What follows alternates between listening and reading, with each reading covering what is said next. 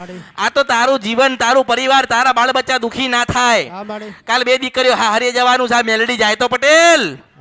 આ બે દીકરીઓ હાહરી પાછળ જાય ને મેલડી પાછળ જાય ન્યાય લેવા, ત્યારે તમે ક્યાં ગોતશો? અને હું ના મળી તો એના કરતા સમયસર સાથે હું વાત કરી અને સમય સાથે હું તમને મળીશું. તો એટલું યાદ રાખજે કે સવારે 11 કે 12 વાગે તમે પહોંચી જજો, સમાધિએ પહોંચી જજો.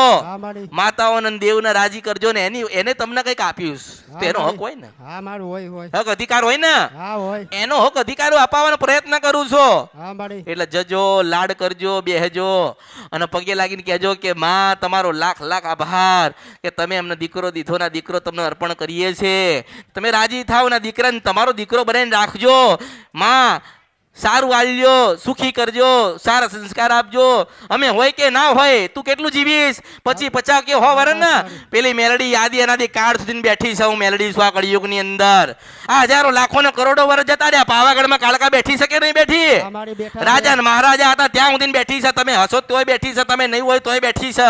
એમ તમને કહું છું કે એવું કહેજો કે માં અમે હોય કે ના હોય તારો દીકરો તું હાચવજે. અને આનું હોકાર ના આવવાનું, અવતાર ના આવવાના દીકરો એમ ના કે હું મેલડી છું તો બર્યું મારા અવતારમાં ખોટ પડે. મેલડી છો મુશ્કેલ વર્ષ પર નથી ગંદ્રફિયા મેલડી છો.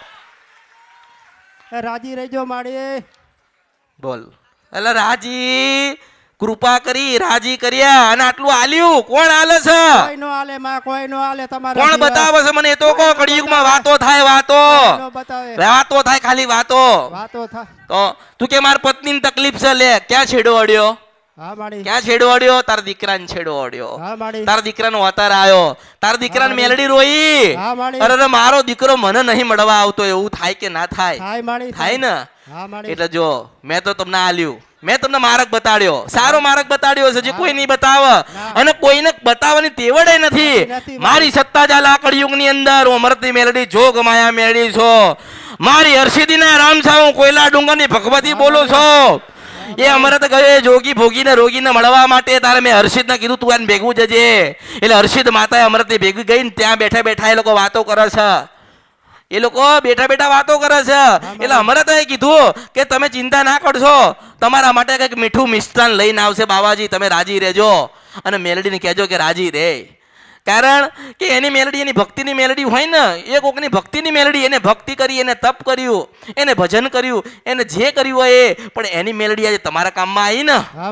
ભલે એ તો સમાધિમાં ધરતી પર ભોમાઈ ગયો, એ તો સમાધિમાં લીન થઈ ગયો, પણ જોયું ને આજે એક પોકારે, એક બાવાજીને યાદ કરવાથી આપણા ઘરે દીકરાનો જન્મ થાય તો એ બાવાની ભક્તિ કેવી હશે, એની જોગમાયા કેવી હશે. અને